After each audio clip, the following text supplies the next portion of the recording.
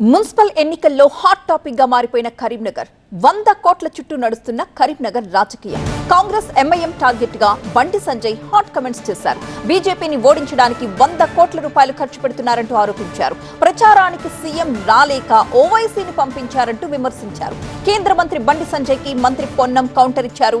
దమ్ముంటే మీరు చేస్తున్న ఆరోపణలకు ఆధారాలు చూపించి జైలుకు పంపండి అంటూ సవాల్ విసిరారు. లేదంటే బండి సంజయ్ క్షమాపణలు చెప్పాలన్నారు పొన్నం ప్రభాకర్.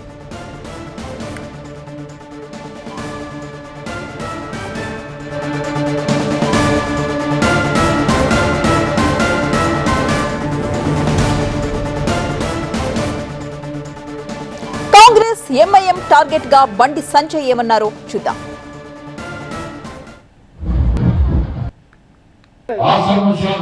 నిన్న రాత్రి రహస్య సమావేశం పెట్టుకున్న MIM party Congress party BJP 50 సీట్లు గెలుస్తుంది.